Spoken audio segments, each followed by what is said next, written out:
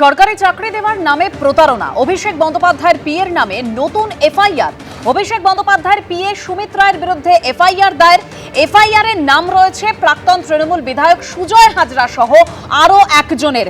কি তথ্য পাওয়া যাচ্ছে আমরা জানবো আমাদের প্রতিনিধি পার্থপ্রতিম ঘোষের কাছ থেকে। পার্থ, দেখো, আরো বিভাগে অভিষেক বন্দ্যোপাধ্যায়ের আত্মসহায়ক সুমিত রায়, তার বিরুদ্ধে তুমি জানো যে শালবনী থানায় একটি মামলা হয়েছিল এবং তার পরবর্তীকালে মাটি চুরির অভিযোগে কালীতলা আশুলিশ থানাতেও মামলা হয়। এবারে তার বিরুদ্ধে নতুন আরো একটি মামলা হলো এবং সেই মামলার পরিপ্রেক্ষিতে এফআইআর রুজু করেছে পুলিশ। এটা হচ্ছে ডেবরা থানা এলাকায়। ডেবরা থানা এলাকায় এক বাসিন্দা, তিনি হচ্ছেন গত 16 তারিখে পুলিশের কাছে গিয়ে একটি অভিযোগ করেন এবং সেই অভিযোগের পরিপ্রেক্ষিতে আজকেই সেটাকে এফআইআর হিসেবে ট্রিট করেছে পুলিশ এবং সেখানে অভিযোগকারী যেটা অভিযোগ করেছেন সরকারি চাকরি দেওয়ার নাম করে প্রতারণার অভিযোগ। এবং এই জায়গায় তিনি বলছেন যে বিষয়টা অভিযোগকারীর অভিযোগ যে 2023 সালে সরকারি চাকরির জন্য তিনি চেষ্টা করছিলেন, তখন মেদিনীপুরের প্রাক্তন বিধায়ক সুজয় হাজরার সঙ্গে তার যোগাযোগ হয়। সুজয় হাজরা জানান যে আশিক গাজী নামে একজনের নাম তিনি উল্লেখ করেন, হাওড়ার নলপুরের বাসিন্দা। সেই আশিক গাজীর কাছে যান এবং সেখানে গিয়ে লক্ষাধিক টাকা দেওয়া হয় এবং সরকারি চাকরি পাওয়ার জন্য। এবং আশিক গাজী তাকে জানিয়েছিলেন যে সরকারি চাকরি পাবে এবং যে টাকা তিনি দিয়েছেন সেই টাকা অভিষেক বন্দ্যোপাধ্যায়ের আত্মসহায়ক সুমিত রায়কে দেওয়া হবে এবং তারপরেই তিনি চাকরিটা পাবেন। এরপরে তাকে তার মেডিকেল এক্সামিনেশন এছাড়া বিভিন্ন পরীক্ষা নিরীক্ষা করার পরবর্তীকালে তাকে কিন্তু বেশ কিছু কাগজপত্র দেওয়া হয়, অ্যাপয়েন্টমেন্ট লেটারও দেওয়া হয় বলে জানা যাচ্ছে। কিন্তু এরপরে তিনি চাকরিটা পাননি, অর্থাৎ তিনি বুঝতে পারেন যে তিনি প্রতারিত হয়েছেন। এরপর গোটা বিষয়ের পরবর্তীকালে তিনি টাকা ফেরত চেয়েছিলেন, সেই টাকাও ফেরত পায়নি, লক্ষাধিক টাকা।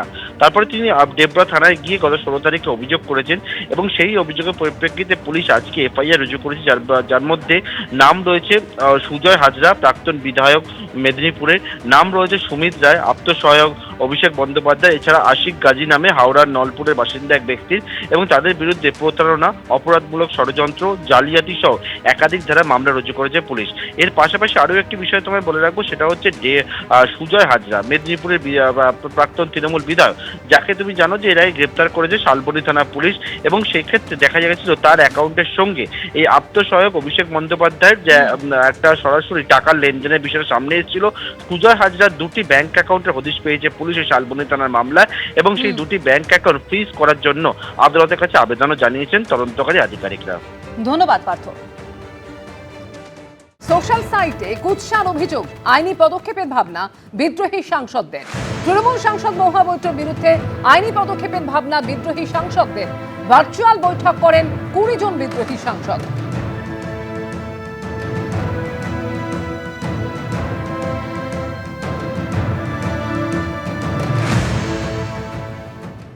প্রথমত আজকে এনসিপিআই এর একটা বৈঠক ছিল, ভার্চুয়াল বৈঠক, আপনারা মিট করেছেন একসঙ্গে, কি সিদ্ধান্ত হলো আজকে?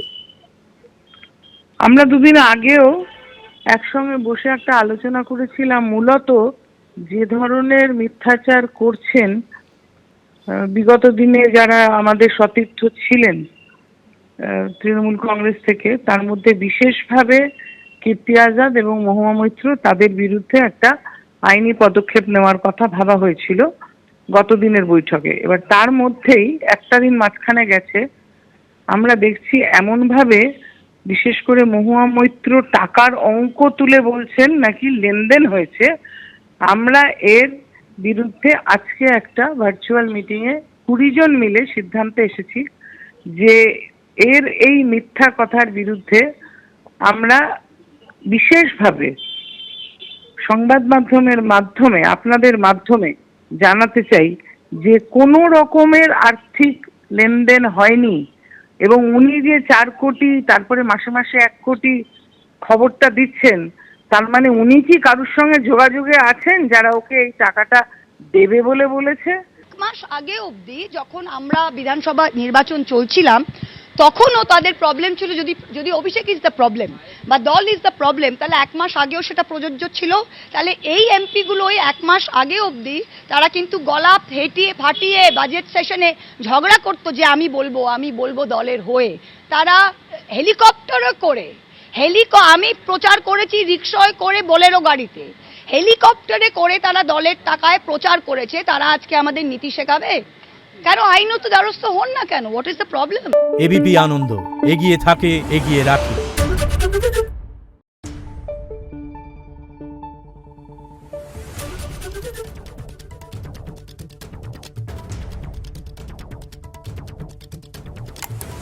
নিউজ।